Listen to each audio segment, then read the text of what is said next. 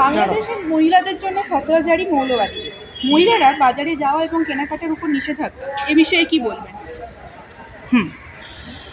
বাংলাদেশ যে দেশটা দ্বিতীয় পাকিস্তান এবং বেসিক্যালি যে দেশটাতে কোনো নারী নিরাপত্তার থেকেও বড় কথা, যেখানে মানুষের কোনো মৌলিক অধিকারই নেই, যেটা সেকুলার দেশ হিসাবে নাম ধারণ করে যে দেশটা ভাগ হয়ে নিজেদের ভাষার জন্য আন্দোলন করলো, সেই দেশটা আজকে ধর্মের জন্য লড়াই করছে।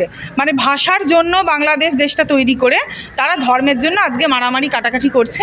মহিলাদেরকে ধর্ষিতা করে, তাদেরকে কনভার্সন করে, তাদেরকে খুব খারাপভাবে, আমার বলতেও খারাপ লাগছে, মানে যৌন দাসীর মতন তাদের একটা পার্টিকুলার সম্প্রদায়, মানে মুসলিমদের বিছানায় তাদেরকে শয্যাসঙ্গিনী জোরপূর্বক করে তাদেরকে ধর্ষিতা করা, তাদেরকে জোর করে তাদেরকে মুসলিম সন্তান এবং জন্ম দিতে বাধ্য করা, এই কালচারটা যারা বহন করে এবং যারা আমরা যখন ভারতীয়রা যখন আজকে বাংলাদেশের ওপর হিন্দুদের, বাংলাদেশে বসে মানে হিন্দুদের ওপর যে অত্যাচারটা হচ্ছে বর্বরচিত, সেটা যখন আমরা সকলে মিলে প্রতিবাদ করছি, তখন আমাদেরকে সোশ্যাল মিডিয়াতে, এই যে ইউটিউব চ্যানেলেও বিভিন্ন আছে যেখানে অ্যাটাক করা হচ্ছে, যেখানে নোংরা নোংরা কথা লেখা হচ্ছে। ইভেন এটাও লেখা হচ্ছে হিন্দু নারী বিয়ে করার খুব শখ।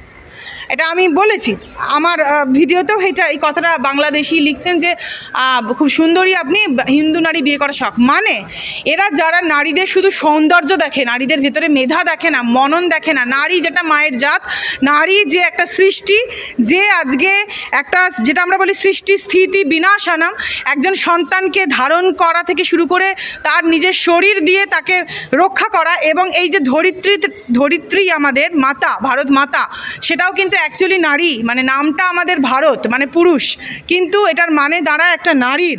তার মানে হচ্ছে যে একজন নারী কিন্তু পুরুষের অর্ধাঙ্গিনী এবং সেই কিন্তু অর্ধেক কাজটা করতে পারে। তাই জন্যই কিন্তু ভারত নামটা, নামে পুরুষ কিন্তু কাজটা কিন্তু তার মানে নারীরই, মানে রক্ষা করা, প্রোটেক্ট করা, নার্চার করা।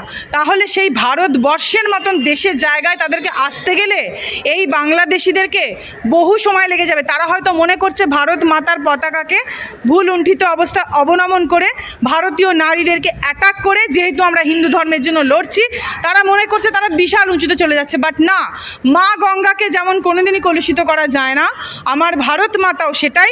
আমাদের ভারত মাতা জায়গাটা ওপরেই আছে, এবং মা গঙ্গা, তাতে আপনি যত ডাট, যত জঞ্জাল, যত নোংরাই আপনি ফেলুন না কেন, সেটা কোনোদিনই নোংরা করা সম্ভব নয়।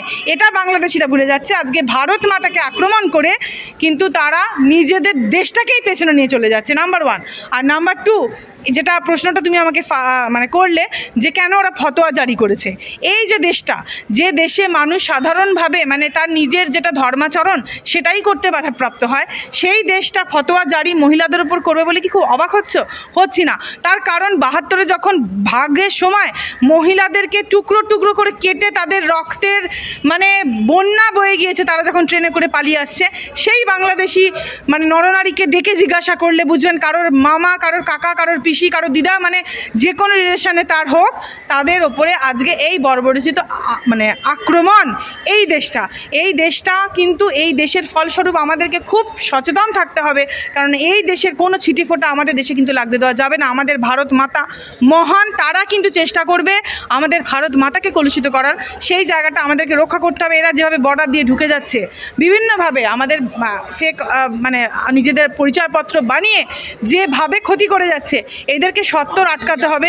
কারণ এই বাংলাদেশিরা যেখানে ঢুকেছে সমস্ত কিছু শেষ করেছে, কারণ এরা পাকিস্তানি, এদের মেন্টালিটি, এদের জিহাদ, এদের রক্তে ISIS-এর এরা হচ্ছে মানে এক কথায় বলা যায় মানে এগুলোই চালাচ্ছে। এবং আরও যা জামাতি ইসলাম বলুন, মানে প্রচুর সংস্থা, যত জঙ্গি ধরা পড়ে সবাই বলে আমরা পশ্চিমবঙ্গ থেকে আসছি। সবাই বলছে কেন?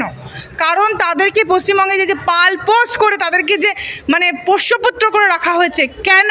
শুধুমাত্রই পলিটিক্যাল, শুধুমাত্রই রাজনৈতিক ক্ষমতার প্রণয়নের জন্য এইভাবে আমরা রাজ্যটাকে রসাতলে গোল্লায় কি দিতে পারি, সেটাও আমাদেরকে ভাবতে হবে। তাই বাংলাদেশে ফতোয়া জারি হয়েছে, সেটা নিয়ে যখন আমরা কথা বলবো, তখন এর প্রভাব এবং এর সঙ্গে আমাদের রাজ্যটাকে আমরা কীভাবে বাঁচবো সেটা ভাবাটা আরও বেশি গুরুত্বপূর্ণ।